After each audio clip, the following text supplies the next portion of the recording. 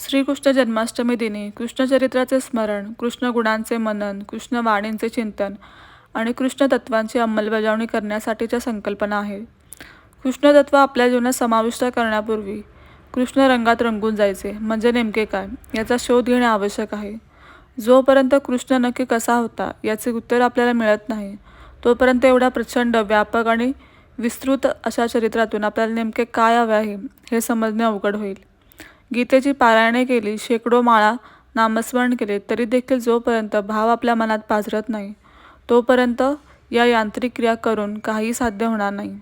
हा भाव जोपर्यंत मनात, विचारात एकरूप होत नाही, तोपर्यंत कृष्णरंगाच्या चकाकीचे महत्त्व आपल्यावर समजणार नाही.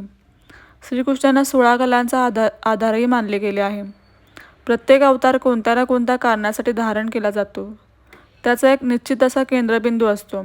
तो भाव, ती धारणा आपण समजण्याचा प्रयत्न केला तर महापुरुषाच्या अवताराचे मूलतत्व काही प्रमाणात जाणून घेता येईल.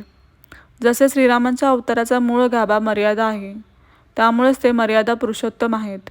राममय होणे किंवा राम रंगात रंगून जाणे म्हणजे सर्व मर्यादा आणि आदर्श तत्वांवर मार्गक्रमण करणे होय. प्रेम साक्षात हरीचे रूप आहे आणि हरी प्रेम स्वरूप आहे. प्रेम आणि हरी गोष्टी भिन्न असल्याचे भासत असले तरी त्या प्रत्यक्षात एकच आहेत.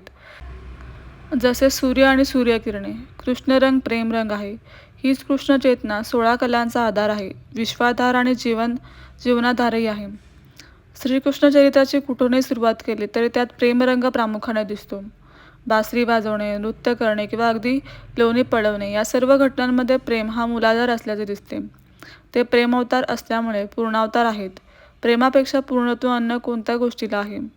कृष्ण या शब्दाचा एकार्थ सर्वांना आकर्षित करणे असा आहे. द्वैत विसरून एकरूप होणे आणि सर्वांना आपलेसे करणे हेच तर प्रेम आहे. कृष्णाचा विहर देखील गोपीने प्रेमरंगात भारला होता. राधा, रुक्मिणी आणि सत्यभामा यांच्याशी निगडीत गोष्टी प्रेममयत आहेत. कृष्णाला जाणले तर जीवन अगदी प्रेममय होईल. आपलेपणा, जिव्हाळा यांचे रोपण जीवनात होईल. पण प्रेममय आयुष्यात निष्ठा ही तितकीच महत्त्वाची नाही. प्रेम तत्व हे सर्व सद्गुणांना प्रकट करणारे आहे. म्हणूनच या जन्माष्टमीनिमित्ताने प्रेमाची भावना प्रगाढ करूया. उपासनेच्या माध्यमातून कृष्ण रंगात रंगण्याचा प्रयत्न करूया.